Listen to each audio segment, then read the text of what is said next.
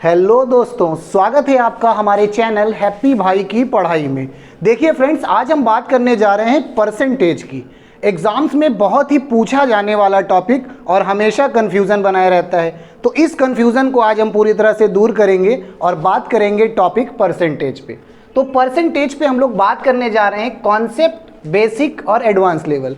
तो आपको कॉन्सेप्ट भी बताया जाएगा, इसका बेसिक भी बताया जाएगा और इसका एडवांस लेवल, जो एग्जाम्स में ज़्यादा क्वेश्चंस पूछे जाते हैं एडवांस लेवल के, उस पर भी बात करेंगे।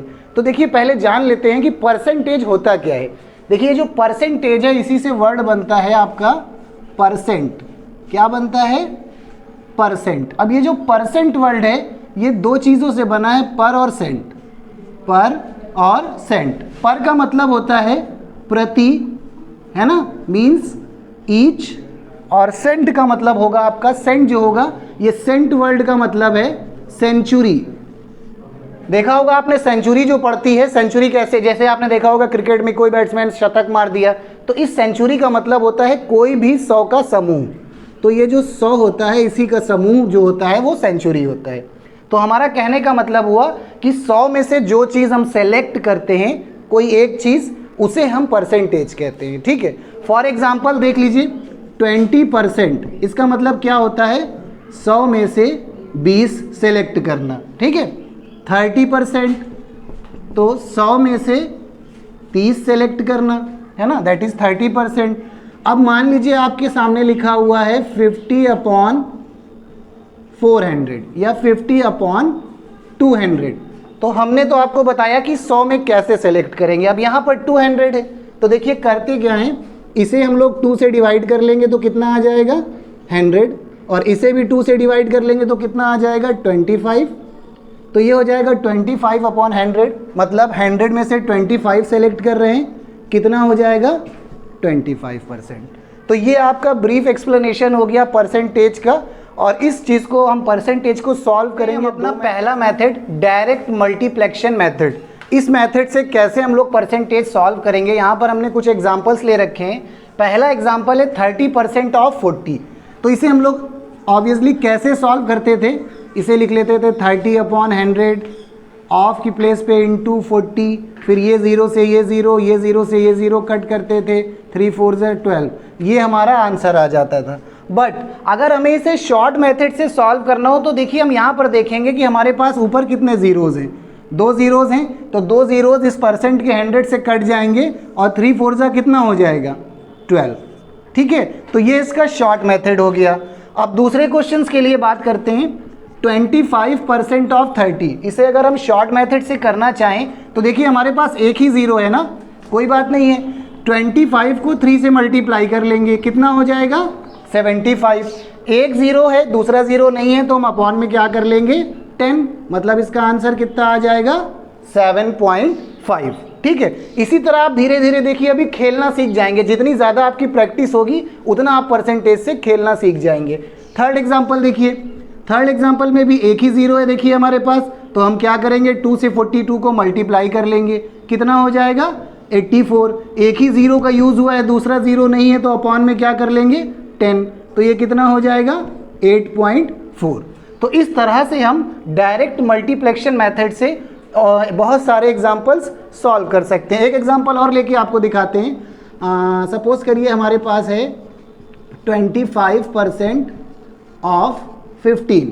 तो देखिए यहाँ कोई ज़ीरोज़ नहीं है ना, दोनों में कोई भी ज़ीरोज़ नहीं है, तो इसको हम आगे मेथड में आपको बता रहे हैं दूसरे मेथड से, अगर यहाँ पर कोई भी ज़ीरोज़ आपको ना मिले कैसे। आइए देखते हैं अपना सेकंड मेथड, स्प्लिटिंग मेथड।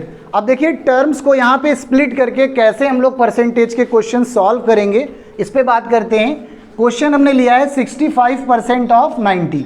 तो देखिए 65% ऑफ 90, इसे दोनों तरफ से ब्रेक करके आपको दिखाते हैं। 65% को हम लोग लिख सकते हैं 60 + 5% ऑफ 90। ठीक है, तो देखिए पहले 90 का हम 60% निकाल लेंगे। देखिए यहाँ 2 ज़ीरोज़ हैं, 6 9 कितना होगा? 6 9 54, तो कितना आ जाएगा आपका? 54, है ना। अब 5% की अगर बात कर लें, 5% 90 का निकालना है तो प्लस 5% 90 का एक ज़ीरो है, तो 9 5 कितना हो जाएगा? 45। है ना, 9 5 जा कितना हो जाएगा 45, बट एक ही जीरो यूज हो रहा है तो यहाँ क्या लग जाएगा पॉइंट। आइए इसे ऐड कर लेते हैं 5.448 और 5, तो हमारा आंसर क्या हो गया 58.5। देखिए कितनी आसानी से हमने इसे सॉल्व कर लिया। दूसरी तरीके से अगर आप इसे ब्रेक करना चाहें तो क्या करेंगे, आप इसको लिख लीजिए 65% ऑफ 90 को हम लोग लिख लेंगे 100 माइनस 10। क्या लिख लेंगे 100 माइनस 10।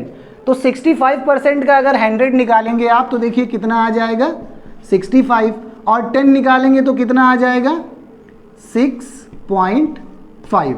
अब इसमें से इसे माइनस कर लीजिए, तो यहाँ 0 है, 1 कैरी लिया, 10 में गया 5, और यहाँ कितना आ जाएगा आपका 15 में 6 जाएगा, 14 में 6 जाएगा 8, 58.5। ठीक है, तो इस तरह से आसानी से आप चाहे तो 65% को स्प्लिट करके या नंबर जो दिया हुआ है 90 इसे स्प्लिट करके, दोनों में से किसी को भी स्प्लिट करके इस तरह से इसे लगा सकते हैं। देखिए अभी देखने में आपको लग रहा होगा कि बहुत झंझट है और बहुत लेंदी पड़ेगा, बट आपकी जब प्रैक्टिस हो जाएगी ना तो ये चीज़ आपको इतना आसान लगेगा कि आप मल्टीप्लाई और डायरेक्ट कुछ करेंगे ही नहीं, इसी मेथड से ही करेंगे क्वेश्चन को। अगला क्वेश्चन लेते हैं। देखिए अगला क्वेश्चन क्या है, 51% ऑफ 40। तो हमें 51% ऑफ 40 निकालना है, तो 51% को हम लिख लेंगे 50 प्लस 1% ऑफ 40। ठीक है, तो देखिए 50 प्लस 1% ऑफ 40, तो 40 का 50% कितना होगा, आप लोग ऑब्वियसली बताइए कितना होगा, कितना होगा 20, है ना, और 1% 40 का कितना होगा 0.40। अब इन दोनों को प्लस कर लेंगे, 1% देखिए यहाँ पॉइंट लगा लेंगे तो 0.40 हो जाएगा, तो आंसर हमारा कितना आ जाएगा 20.40। ये क्या हो जाएगा आंसर हो जाएगा। तो देखिए कितनी आसानी से हम अटेम्प्ट करे ले रहे हैं ये क्वेश्चन, है ना। अब ये थर्ड वाला जो 59% ऑफ 45 है, इसका सोल्यूशन करके और कमेंट में हमें बताइएगा कि आंसर क्या आएगा फटाफट। चलिए देखते हैं और आपको बताते हैं कि देखिए कुछ क्वेश्चंस हमने ले रखे हैं जो एग्जाम्स में पूछे गए हैं, कॉम्पिटिटिव एग्जाम्स में आपके पूछे गए हैं। देखने में आपको लग रहा होगा कि इतने बड़े क्वेश्चंस हैं, बट बहुत ही आसानी से आप इन क्वेश्चंस को सॉल्व कर लेंगे। आइए देखते हैं कैसे।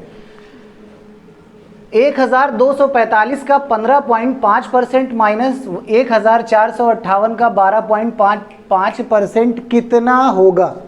देखिए देखने में बहुत बड़ा क्वेश्चन लग रहा है। अगर हम इसकी बात करें और यहाँ पर स्प्लिटिंग मेथड आपको जो बताया है वो यूज़ करेंगे, तो पहले इसका 10% निकाल लेते हैं।